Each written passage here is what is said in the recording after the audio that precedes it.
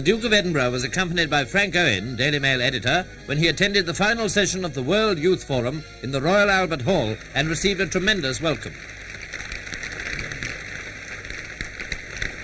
His Royal Highness, the Duke of Edinburgh. Now, the choice before us is quite simple as well.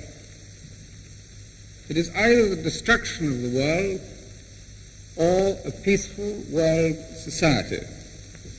And it is up to us to make the choice.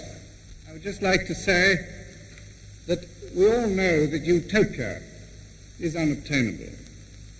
But if we know the world that we want, then at least we can work for it.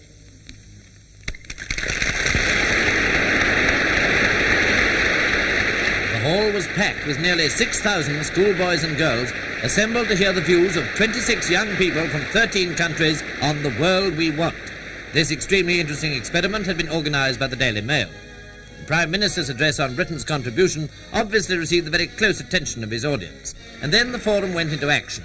I myself had the pleasure of introducing 8 of the overseas delegates discussing Europe's contribution to a peaceful world. Elliot, perhaps you'll start the ball rolling by telling us what you believe, as an American, to be Europe's special contribution to the peaceful world you want. Well, the first thing they can do is to become peaceful. I know the United States has been drawn into 2 wars.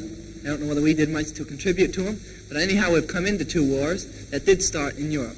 I'd like to see Europe settle down, become peaceful. After that challenging view, many helpful suggestions were made by these young representatives of 7 countries of Western Europe. Then Mr. Anthony Eden addressed the youthful audience on the importance of the Commonwealth. Next, my Movietone colleague Leslie Mitchell acted as question master for 7 more delegates. The first question, which is the views of the representatives about the contribution Europe can make to the world we want. Brian Woods, let's hear from New Zealand. Well, frankly, I thought that this talk about the unity of Western Europe was a mockery, in that it may help to widen the gap between the Eastern and Western blocs. But Madeline Sauer of America opposed this.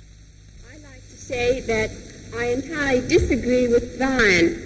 First of all, the Marshall Plan is one way of uniting these peoples. To make it work, they must unite economically, politically, and socially. Another discussion point concerned the bonds uniting the Commonwealth, and Gerda Dieltjens of Belgium had definite views on this subject. But hasn't the link between the dominions become a bit weaker now? A different slant came from Keith Rayner of Australia. But if we can show, too, that we have a Commonwealth in which we are very friendly and have a very real spirit of fellowship for completely different people as those in India, then we're setting a wonderful example to Europe. And not only an example, but I feel a basis for a wider Commonwealth, not just a British Commonwealth in the future. There ended a most stimulating discussion by these young people who have to take care of the future.